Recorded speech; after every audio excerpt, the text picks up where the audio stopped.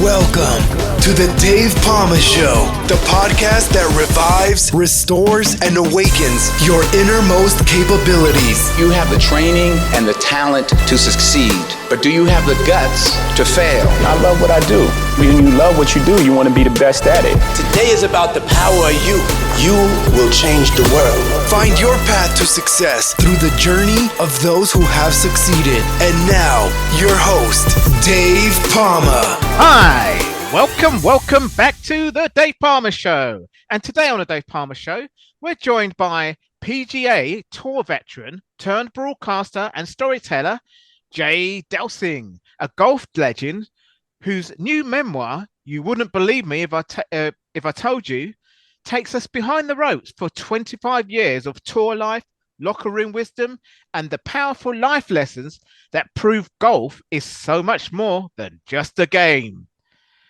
Jay Delsing, welcome to the Dave Pamah Show. Dave, oh my gosh, man, thanks so much for having me. I'm delighted to be with you. Absolutely great pleasure having a more than seasoned professional sports You're person. Looking at more than seasoned, man. This is what she looks like listen, now, man. I'm 60 myself, but people don't believe me, so. Oh, yeah. Oh, man. You know. So, I mean, I've done a similar thing as we sort of spoke off air a bit, with the firefighting world, because that was my profession. But I was into sports from the age of 10. I did track mainly, but I tried my hands at different sports. Last 10 years of retired life, I did golf because that was a social sport and something I thought, I wonder if a lot of sports people do it on their time off, a lot of business people and stuff like that, so it's not politicians, Oh, yeah. The number one hobby of Fortune 500 CEOs in our country. And, when an athlete moves, Dave, from his sport of choice, golf is where they try to get their athletic competitive Jones filled, because there's not a lot else they can do. Yeah, I think it was the basketball player. I can't remember his name now. There's quite a few anyway. That just Michael Jordan. That's it. Yeah, there's quite a lot anyway. There's a few professional footballers, soccer we call it here. So you call it soccer, sorry, we call it football. And they play golf even while they're doing it. Some tennis players play golf as well. I think Nadal played golf, or Alcaraz. I can't remember now, but they it's just something you can do. Yeah, absolutely. It's a great way to unite people, Dave. It's interesting because I had a fellow say to me the other day, yeah, I know that you're into golf, but I'm into tennis, and it's really kind of the same. And I said, it's really not. And I'll tell you, I said, tell me where the neatest place, the coolest place you ever played tennis was. And he said, oh, I know exactly where it was. My wife and I went on this trip, and I said, what were the dimensions of the court there? And I think they were in the Bahamas or somewhere, Dave, somewhere gorgeous. And and I said, it's exactly the same as it is when you're at home. Now, the setting outside might be a tiny bit different, but the court itself, it's either going to be clay or concrete or grass, but that's it. And I said, I've had the pleasure of playing around the world, and not one single hole is the same as any other hole we've ever played. And I said, the other thing is you're on the other side of the net. I'm walking with you, Dave, through the course of the day. We're spending 3 or 4 hours together. We're talking about God knows what, your podcast, your family, or whatever it is. But when you're finished playing golf, there's a connection, man, that it's very unique. It's not like any other sport. And it's very social after you finish as well, with the presentations. And My favorite. But mind you, I suppose in tennis it's quite social after. But you still got that locker room kind of competitiveness like you have in football and everything else. So it's, as I said, I did track. And like you say, we had a few tropical heat waves in the UK, which is probably, they said it's due to global warming or whatever. But I'm not going to go down that rabbit hole. Don't worry. I could have been in the Bahamas. At some stage, it was warmer than that here. It's like unusual. And if I ran track in a major stadium here, it would have felt like, we're great for playing golf, though. We had the British champs here, with in Northern Ireland, didn't we, on the British Masters, or whatever. I think how number one, I keep forgetting his name now. Anyway, but You're thinking of Rory McIlroy? Right, McIlroy, yeah, Yeah, he yeah, played at home. He never seems to do well at home, does he? yeah, right. Yeah, I Well, don't know why. I don't know why. one of the things that's interesting about golf is very seldom do you have a home game, Dave. Depending on where you live, there may not even be a tournament in your country. Yeah, I You know, know. Yeah, yeah. it's like that. It's just It's an just the oddity. way it is. Yeah, but Yeah, we've done you in the Europa. The what's it called? The Ryder Cup. yeah, the Ryder Cup. Oh yeah, boy, you guys beat the hell out of us. And Yeah. hats off to Luke Donald and the entire Donald European. Luke, yeah, I met him once. I was actually because I worked at Wimbledon Centre Court when I worked for the fire service doing the protecting there. But I was in the stadium. I got to see every Centre Court game, and then I sat in the debenture lounge, which is like where all the rich people go, kind of thing. And then he's being interviewed next to me. I didn't know it was Donald Luke. He was sitting right next to me, and then the TV was on him. I said, "Who was that?" And I said, "That was Donald Luke, number one, a British number one." He was at the time about 10 years ago, So Yeah, yeah. What anyway, a great guy. that's when I first took up golf. Yeah. He went to the university over here at Northwestern in Chicago and met his wife over here. I think he's just a great guy. I have the pleasure of knowing him. Yeah, and no wonder he was captain. Yeah, yeah, he was so calm, placid, and Mr. Like me, Mr. Nice Guy. So not too nice, so we can win the games. Oh yeah, he could be those clubs in his hand. Yeah, it's a different world when that happens. Yeah. Anyway, Jay, your memoir is full of incredible locker room stories and life lessons, as we're talking about now. Which story from the book best captures the reasons why golf is more than just a game? It's a way of way to live. Oh my gosh, that's a great question, Dave. Yeah. One of the things that the stories in the book has to deal with Arnold Palmer and myself, and I was at playing in his tournament, and I had just finished my second round. So when I played, Dave, I probably like when you were doing your track and field, I didn't like to have a lot of food in my stomach. So when I finished, I was really hungry. Yeah, yeah. Before I'd get my afternoon workout in and my practice, I went in and grabbed something to eat. And Mr. Palmer has this beautiful setup of food and things like this for our players. And I had a nice second round, so I was into somewhere not on the top of the leaderboard, but somewhere in the top 10 probably. And I'm just sitting here having my breakfast / lunch, and this big hand comes on my shoulder. I'm sitting here with my hat on. I just walked right off the course, and I see it's Mr. Palmer, so I stand up, set my napkin down. I say, "Oh, Mr. Palmer, thank you for the tournament, this food, everything you've done for me." And he goes, "You're welcome." And he's got me right here, Dave, just like the nuns used to do when I got in trouble in grade school. And he pulled me close. He said, "Let me ask you something. Do you wear that hat in your own home?" "Yes, sir, Mr. Palmer, I sure do." And he said, "Damn it, take it off. Show me some respect. This is my home. You don't wear your hat in other people's homes." And Dave, was it actually his house? Was it actually his... Well, no, it's just his. I know what you're saying. Yeah. Clubhouse, He owned Bay Hill. So yeah.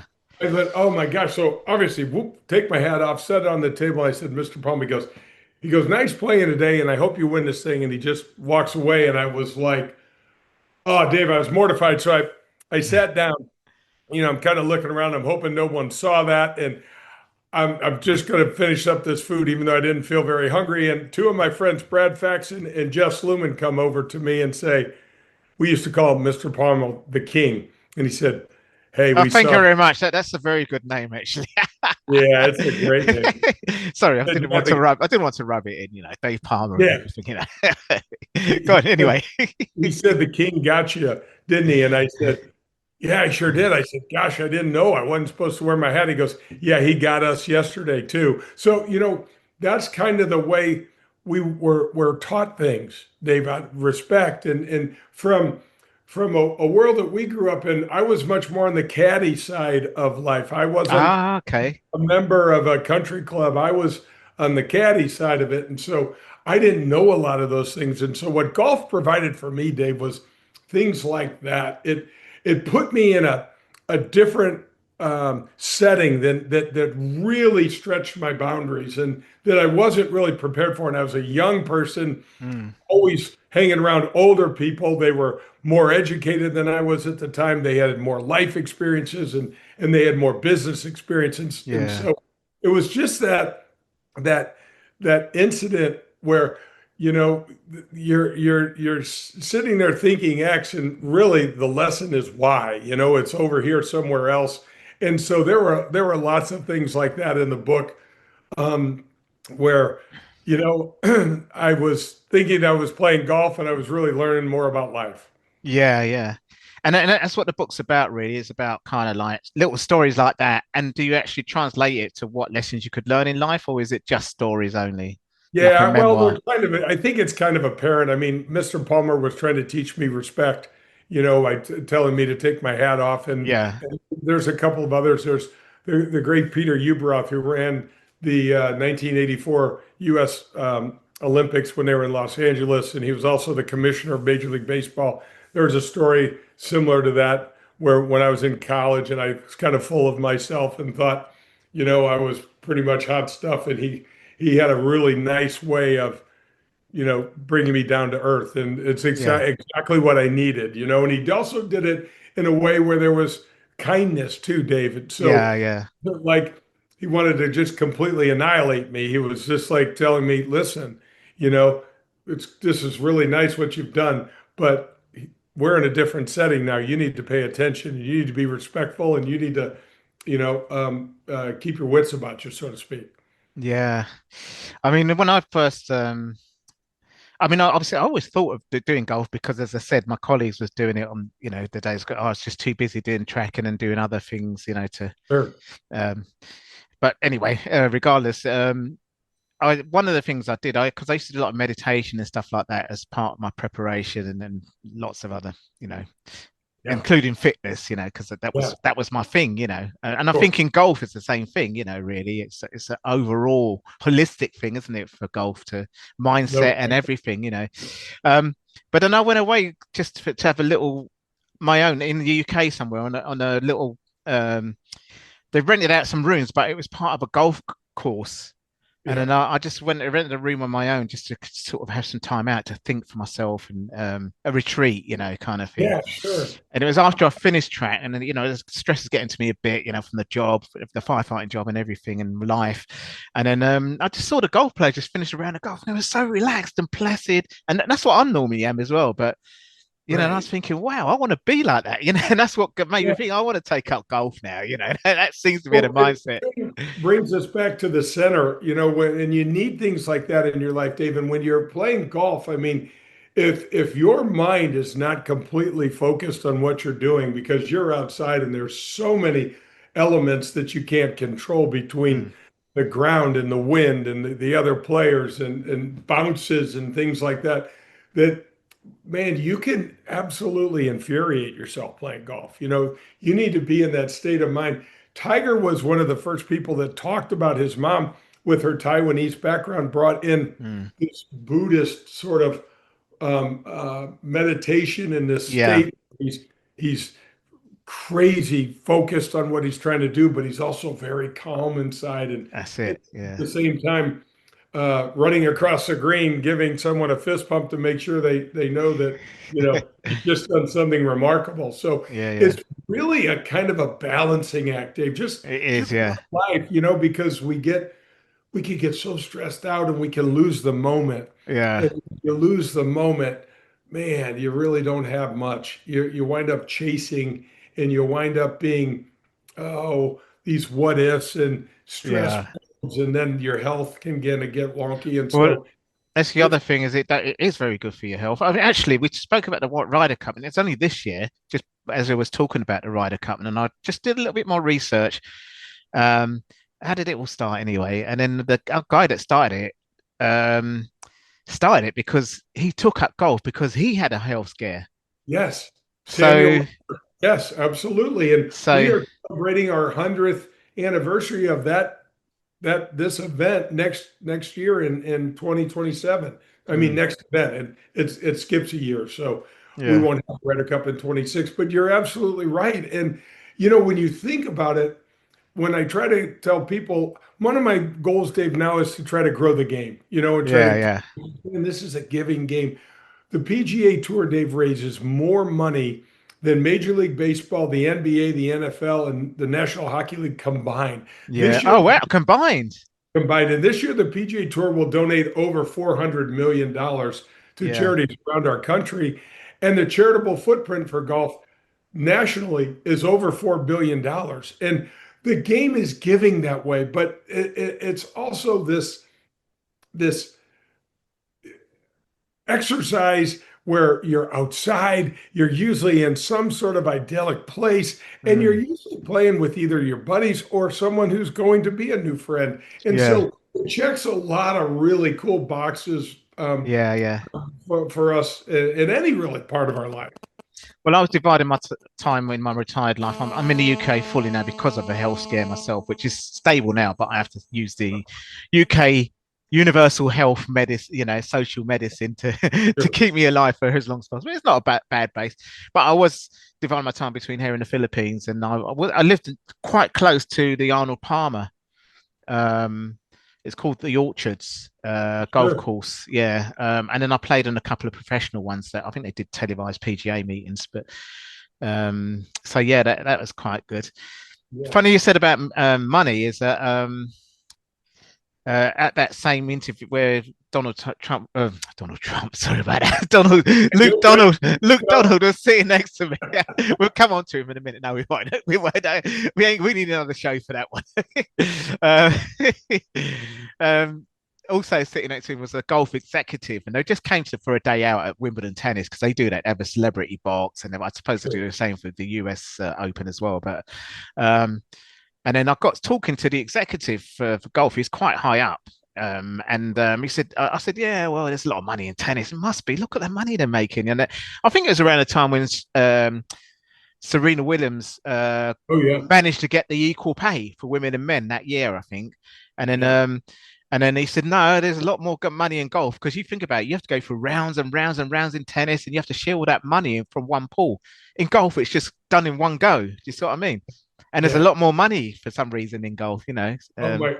Well, yeah, it's interesting. I mean, there's a little more, to me, it seems like there's just a little more corporate involvement in golf than there is Yeah, in, yeah. um, and like I said, it being the number one hobby for Fortune 500 CEOs, Yeah, it's a that's really probably the reason natural why. extension, yeah, for Yeah. them to be involved.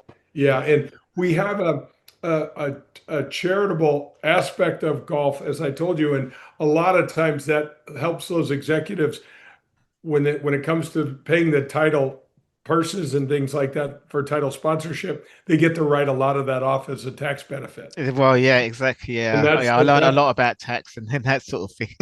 As long as you yeah. don't get a tax man running after you, you're fine. Oh man, no, no, I no. think I'm 3,000 or something. No, 20 grand's in debt with everything I've been doing. So I'm fine. I can keep that going for the next 3 years and keep putting it. So that's all right I'm all right for the next 3 years anyway. But yeah, they've got corporates have got a lot more money that they put into golf anyway. That's chicken Yeah. feed, isn't it? So Oh my um, gosh. yeah, I remember once. I mean, I'll just change the sport a bit because I also met Brian Lara when I was doing track. I did the Commonwealth Games, which was a big thing, and they had cricket there and everything. And I Sure. met him at an event that I did because I was now amongst because I did it for a Caribbean, my mum's country. So he's played for the West Indies. Yeah. So Well, he's they were the top cricketers for a long, long yeah, time. yeah. Well, he was the record beating batsman, like the most bats, whatever. Yeah. But it's someone else now because that's quite a long time ago. Sure. And then I read in the newspaper that he got offered, I don't know, some crazy money, like 1 million to play or something like that for a village team that nobody's heard of in somewhere in England, a little kind of green Yeah. rural area. And it's like, what the hell? But then I then learned that cricket, it's like golf. They've just got a lot of rich people that they just do it and a lot of money in it. So more of a public school kind of type, not public, private school kind of type. Yeah, you go through that system, similar to rugby. Really, that's the same thing as well. Really. Yeah. Absolutely. So I I learned a lot that money's put in that way. So Sure. Sure. I've seen a couple cricket matches. That's really interesting. it's similar to baseball, It- but not. But but it's really it's getting like baseball because they've got this thing called T20 now, and I can watch that because I like baseball as well. yeah, But it's really interesting to me yeah, because we don't really have it over here, Dave. We don't have anybody playing. yeah, but you have got a US team that did quite well this year. Yeah, this year. Wow. But they're kind of American Indian kind of players. I'm not saying Yeah. in a horrible way. Most of them are. And Oh yeah. because No, I no. stayed in New York, and my family from the Caribbean that was born there, they're cricket places, and I've been to Sure. them. They showed me around in Brooklyn, and I thought there's cricket, and that was a long time ago. That was in the 80s, and then when I was in the Philippines, I saw a couple of cricket pictures, and there I'd never thought I'd see them, but I it's would. not as global as well. Baseball's not global anyway. But when I went to Cuba, that was massive. Cuba, that basketball and track and field is huge Yes. out there as well. But those are their three national sports. Yes. Absolutely. But with baseball, if they make it there and they kind of defect, if you like, then I'm sure they're making big bucks. Oh yeah. Yeah, yeah. It's But worth a anyway, lot of money to get out of there. yeah, back to golf anyway. So after decades on the tour, and now behind the mic because you've got your own, I think, radio show. What's one moment on or off the course that forever changed how you see the game of golf and the kind of person it shapes you to be? One of the things, Dave, when I'm from St. Louis, Missouri. It's right in the heart of our country. And there's a guy that was playing. His name was Payne Stewart. He's a World Golf Hall of Famer. He passed away right after we played a tournament in Orlando almost 20 years ago now, Dave. But what was really interesting, we're all a bunch of individuals and we're all out there competing against each other. And when Payne passed away, we had just finished the tournament in Orlando, and all of us went back to our homes, which is spread out all over the place. And then 2 days later, Payne passed, and we had this memorial service. I was blown away at how many of us all made it down to honor him and celebrate him and support his family. And I had never seen anything like that in golf. I didn't know inherently what people, I mean, I know they didn't hate one another when they played, but I didn't know how much there was true camaraderie, and they actually really cared about one another. And it was really amazing. And then when Phil Mickelson, years ago, his wife Amy got diagnosed with really serious breast cancer, I said to Phil in the locker room at Memphis, he was laying down in front of his locker, and I was walking by, and I just said, "Hey, how you doing?" And I said, "You are going to realize what a family we are in the golf community. You're going to see support that you've never imagined." And Dave, that just struck me because I really wasn't expecting any of that.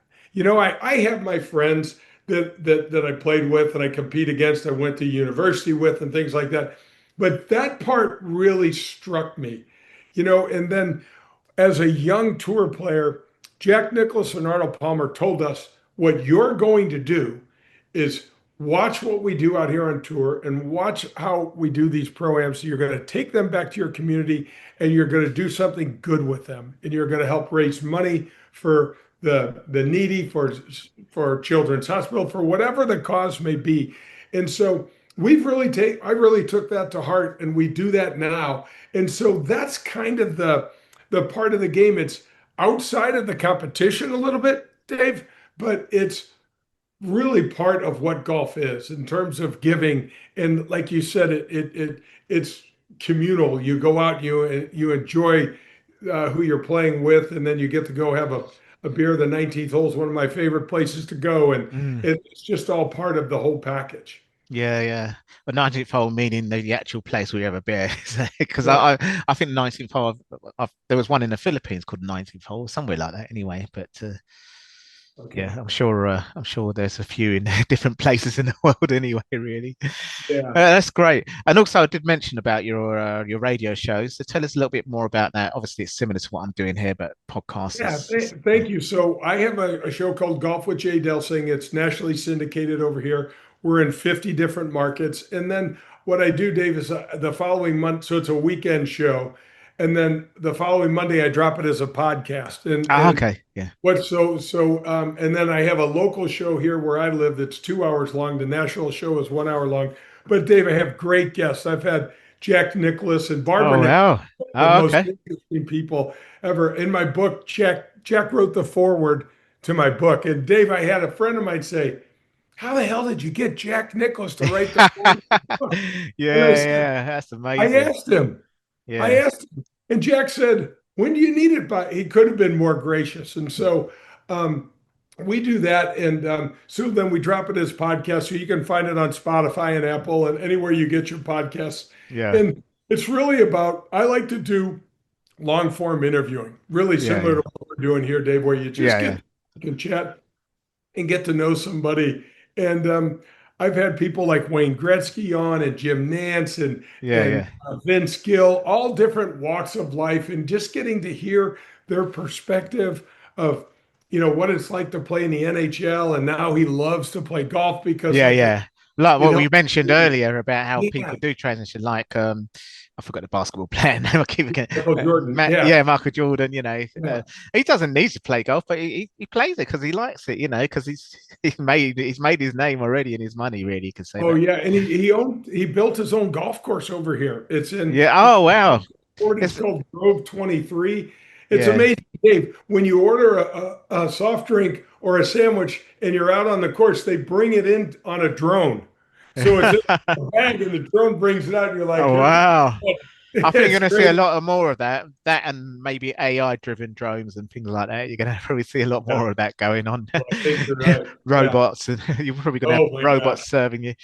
I was at I, a show once, and that this robot came along. I was just with my daughter. I started late anyway. She's 10, but and an exhibition somewhere. But all of a sudden, they had this robot come along, like R2D2. Next thing, it's meant to be a girl, and then the next thing, it did something, and then all of a sudden, 5 minutes later, we went to the desk and said, "Here's your photograph." And the robot actually took a photograph of us. Yeah, and it went back. But I think that's the way it's going. AI and oh drones yeah. and things like that. You could probably have your own personal robot that would be doing stuff. They're talking about that now. I think actually Elon Musk is working on or talking about working on a project like that anyway. So someone is like that. He is. He is. I read that the other day. Yeah, yeah. He's crazy. How about that? How about his pay package? The investor just okayed $1 trillion. $1 trillion. That's crazy. What are we But talking about?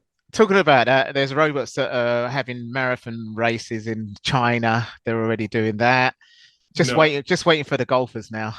Yeah, right. Just kidding. Just kidding. You're good. Can you imagine? Never talking know to how us, we might be replaced. Anyway, don't say that to any Hollywood actors at the moment, any A-listers. All right. I've had a few of them on my show, and they just don't like that when they hear the word Oh, no. AI. They're the ones being beaten up by it. But it's actually quite useful, as well. As long as you know how to use it. But at the moment, it's not regulated, and it can be used for bad things, especially when you do what's it called, deep faking and stuff like that.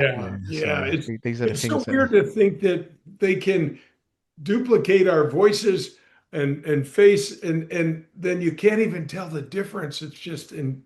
Well, I've had a few things. You can probably check them out, but I've got a new people it's an organization called Quoted, where you can get your guests and things like that, and they're very professional.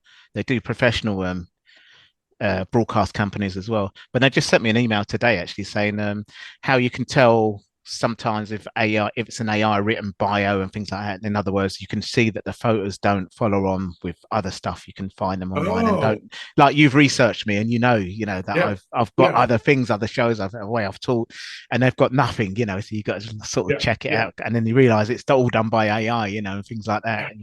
So you got to look out for these telltale signs. But the amazing thing is, I know BBC didn't do that. I don't think they use AI, but obviously this thing with Trump, with the way they edit it. So that's the scary thing, and that's without AI, I think.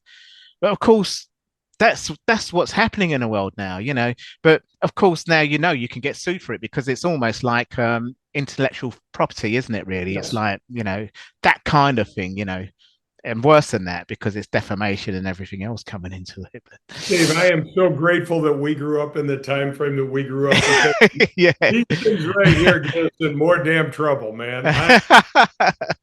a much simpler time. I'm really grateful for that. Yeah, I mean, again, it's useful because you've got everything all in one place. But your camera and everything, all in one place instead of searching. You got, whereas I don't know if you remember the Filofax and that was a nightmare for me. It was a nightmare for me. And then all of a sudden they had these little portable computers, and I thought, oh, that's useful, but you still had to carry other things around and a portable camera and everything still. And then all of a sudden you've got a TV and everything else all in one place now. So it's useful, but again. And especially for the youngsters now and gaming and stuff like that, there's some nasty stuff going on with, the images on Instagram and everything. So yeah, there's toxic stuff going on. But anyway, we're going on to another territory because we're supposed to be talking about golf here, aren't we? This is actually just getting together. This is actually a Christmas edition. It's coming out on well, unless something really bad happens, but this because this is more post production. It's not like yours is live and then on demand. Mine's on demand, but it's scheduled for Christmas Eve. Okay. So what could you say to our listeners and the golfers that's listening in particular as well? Oh man, their Christmas golf and Christmas gifts go right hand. Yeah. I'll tell you one thing that's interesting about a gift for golfers. Obviously, if you wanted to buy a book, I'd love you to buy my book, but that's not what I'm selling. Golf balls. I know it sounds not interesting, but everybody needs good golf balls to play golf with. And you'll never see a golfer get upset when he's given golf balls because he or she always needs it. And I tell that to everybody, and they're like, "Oh, I want to be more creative. I'm like, get him golf balls. He'll love it, or get him a gift card to the golf." Shop. Gift card. Yeah, that's right. That's for the golf shop. Yeah. At the end of the day, it's better actually having a Christmas card. It's like, well, actually, the thought that counts because they could have all the money in the world, but it's like, you could give a millionaire a card, and it's like, oh, that's very thoughtful. And it's the same with a golfer. It's like, well, actually, that's very thoughtful. So if it's all done and you've gone through the trouble and everything, it's the thought that counts. Yeah, absolutely. We get all mixed up on that sometimes too. Yeah, I've got the same three golf balls in the back of my car with my couple of clubs and putter. So when I go to where I play, I've just got those same ones where I just do putting and pitching and stuff like that. That's the short game. I'll just pay for the balls when I'm on the driving range. That's all. And then obviously just buy some new balls or old balls if I want to just play golf. But hopefully I don't lose them all when I'm playing. Well, and they're expensive. So I try not to lose them. But that's absolutely. You're absolutely right there. You're absolutely right. It's all part of the game, though. Losing a ball, man. It's all part of it. It's where I'm staying in rural England now in a market town. We got the number one British female golfer, Charlie Hull. She's from the town I'm staying in, and she's terrific. She's actually number 3 in the world, I think, at the moment. But she's gotten herself incredibly fit. She's changed her body. And I got to tell you, over here, she's turned into a social media darling. She likes to smoke cigarettes, and everybody over here thinks it's the craziest thing that she smokes cigarettes. And I didn't know she smoked either.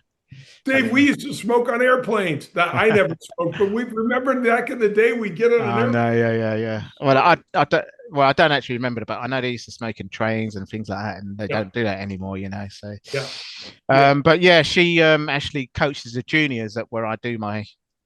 Just down the road where I live now, where she's from. So when she's not in Florida, playing around the world, she comes back and she does a bit of that, back in her old town. Done well for herself. So she still shows her face, Yeah. My daughter was there, I took her on the driving range. She's not bad. She doesn't miss the thing, when she as a beginner, So that's hard. It's hard. It's hard to actually find the ball in the first place, isn't it? It really is, Dave. One of the hardest things about golf is the beginning part because it's not a natural swing. Most of the time, people will swing and they'll pull up and then not even hit the ball because as they pull their head and their upper body up, their arms are attached to their shoulders. It all pulls up. And I still do that now. I still got that chicken wing kind of thing, But I know. It's just sorry, everyone can see me on the YouTube. I don't promote this on YouTube, but anyway, you can. You know what I'm talking about. Anyway, absolutely. It's a hand to eye thing, anyway. Really, if you can get that right as well, It is. It is, absolutely. If you can hang in there through the difficult parts of the beginning, it gets easier. But boy, it's hard. It's not like some of the other games, tennis, if you're athletic, you can hit the ball across the net, but golf is exactly. Yeah. It really is. Yeah.